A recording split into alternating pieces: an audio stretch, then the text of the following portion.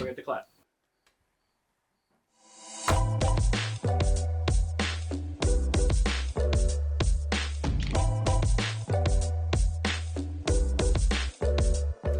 Hey everyone, how's it going? Emmett here again at Haven for Heroes.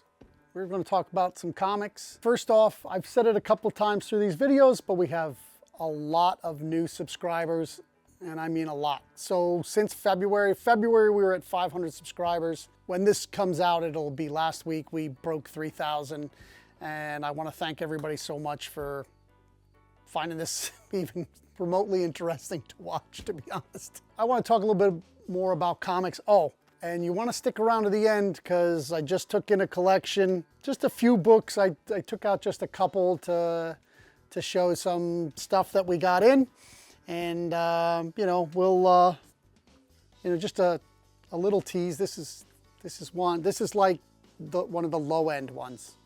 So the quality of the books were in very well read condition, but there's some cool stuff. So, you know, X-Men 103, one of the lower ones. What I want to talk about is some books, like we've been talking a lot about how books were better, 60s, 70s, 80s, the reading was great. And I agree with most people that I could pick up just about anything in that time and really enjoy the read.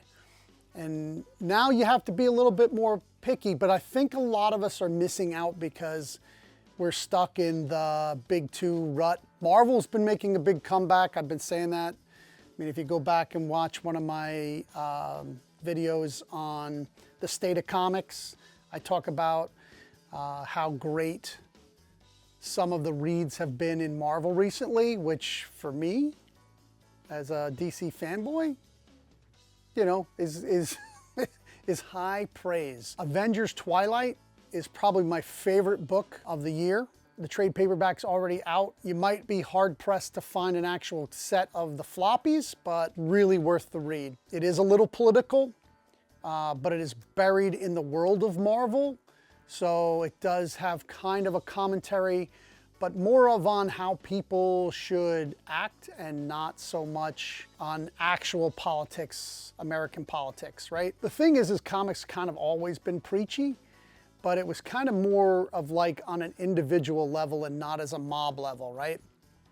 Like not how we should think as a society, but how we should think as a human being, as a person, when the stakes are high, like life and death, whether the world continues to spin or not. You know, the heroes always come and save the world, save the planet when things are going bad. I don't know if that's what we've been really reading about, like individuals making the sacrifice to make things better in their own life as an individual. So, I don't know. It's maybe getting a little deep and philosophical, but Avengers Twilight was one of my favorite reads. Now, from a few years ago, I've talked about this too a little bit. Valiant can't get any, like, their readership is so low, and they've had some really great books. Jeff Lemire did a book a few years ago. It is Bloodshot, an awesome series. The read is great, the art is fantastic. I can't say enough about it. I went pretty heavy on it. After number one, I was able to get some more number ones. I said, oh man, people are gonna pick this up. It's such a great read. I couldn't sell, I sold a few to people who, like my regulars, but for whatever reason, Valiant is a really tough sell. If anybody has an idea of why that is, of why people aren't reading Valiant, let me know in the comments. Also, because we've broken another 1,000 subscribers, we're gonna do a giveaway.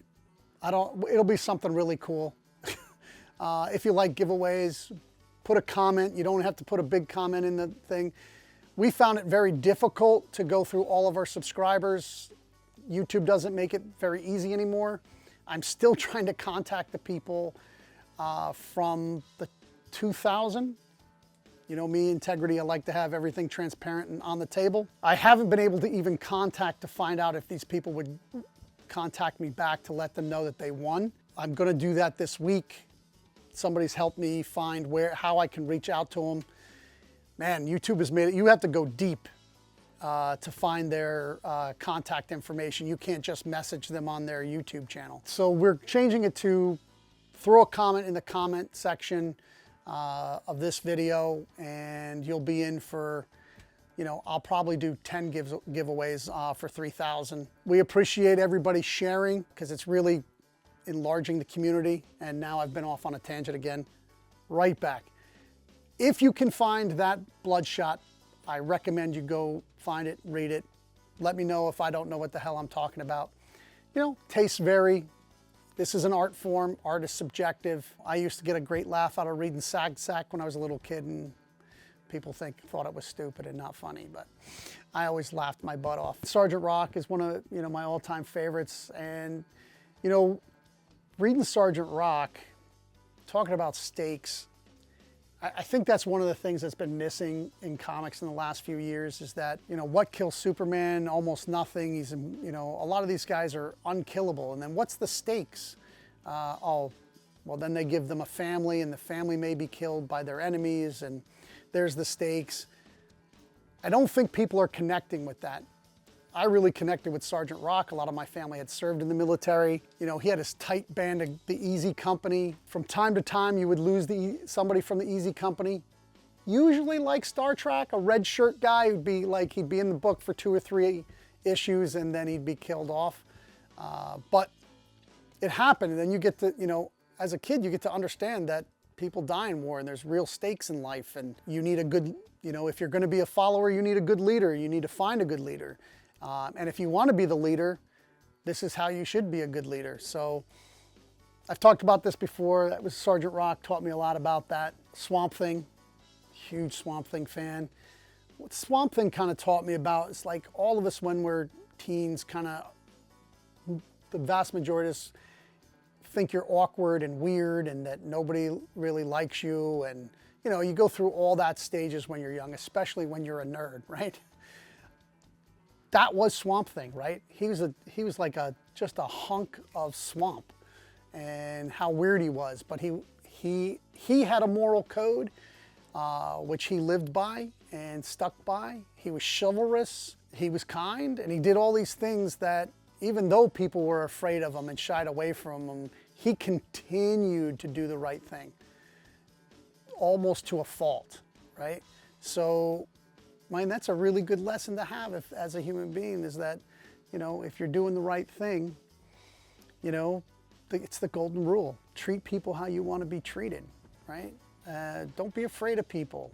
That's the wonderful thing about comic books. It brings a lot of people together that maybe would have never met. That's what I love about it. Like, every time I've been in a place where I was a little homesick or a little lonely, I could always find a comic shop and stand there for 3 to 5 hours talking about nothing, really.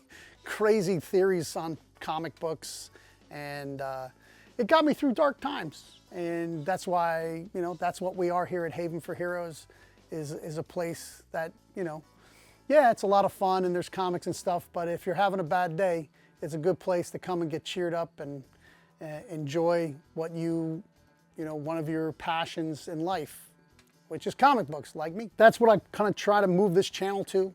I will be complaining about things that I think hurt the industry, hurt the ability for us to do these type of things, and I won't stand for it. The only thing I can do is speak out. A funny thing is, a friend of mine said, so one time I said, well, a lot of people think I'm righteous. He says, no, a lot of people think you're an asshole. I said, it's kind of the same thing, kind of the same thing. So I think I've done enough preaching yet.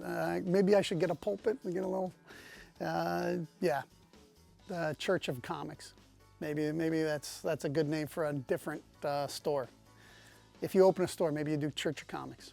So let's go through some of these books. Yeah, 194, Amazing Spider-Man. Again, see the mark through the UPC code? Yeah. That is, means that that's a very early direct issue. I'm gonna sell it for the same price. Just so you know, little information. Before they started putting these on comics, they used to just put the black line through the UPC code for the comic shops. First appearance of Rogue. This one's actually a pretty nice copy. but most of the stuff is in red, really red condition.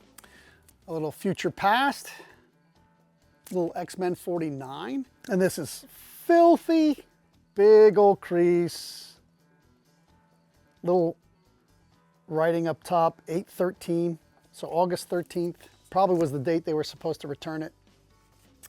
Fantastic 431, super rolled, ugly spine, but awesome read. Fantastic 426, again, a little filthy. The worst of the worst though, what's the cardinal sin? Tape! They wanted to make sure that it stayed on, so they taped it in 2 places. It is not disconnected. I don't know why they added tape. The spine is really rough. It's almost like cat scratched, like little cheese grater all the way up. But yeah, great book, great book. Let me see. Oh yeah, X-Men 31, first Cobalt. This was one of the employees of Tony Stark. He built his own armor from Tony's blueprints. What do we got here? What's this one? Oh yeah, 32. This is the 3rd appearance of the Juggernaut. X-Men 32. 2 copies came in this collection. This one is the better copy. The other copy, the bottom half of the spine is detached and has a tear into the cover. You can see all the oil from people holding this and reading it, all the creases, broken color, but that's the smell that smells, you know? And this was the best thing that we got. Hulk number 5. British price variant, 90 pence, not 99. And it's an upside down, it looks like a D, but I think that's for pence. And then the way the 5 is. I don't think these were printed the same time as the regular Hulk number 5.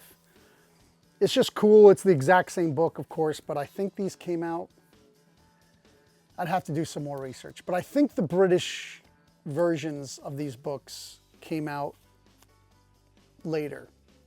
They were printed later for the British consumption, not on the same time that the original one came out. I don't know everything. If you know, please let me know. And if you comment on this letting me know, that will put you in for the gift, the giveaway for 3,000 subscribers. Share this. Let's grow this community out. Let's get to 10,000. Like, I mean, we can do definitely 5,000 by the end of the year. I'll continue to get some cool stuff to give away. But listen, let's build back the comic community so that we can, I am trying the hardest I can to convince people to open comic shops. Of course, they may all hate me when their fortune has been lost on a comic shop. It's something we need. It's really good for the community. It's really good for the country, to be honest with you. I think that it's a place where it's common ground, right? We're coming to talk about comic books. It's other people who have used our differences to market their books, to abuse the community with FOMO, and marketing is the worst part. And the problem is that the companies that make the comics market almost nothing at all. They don't spend any money on marketing. That being said, keep reading comics.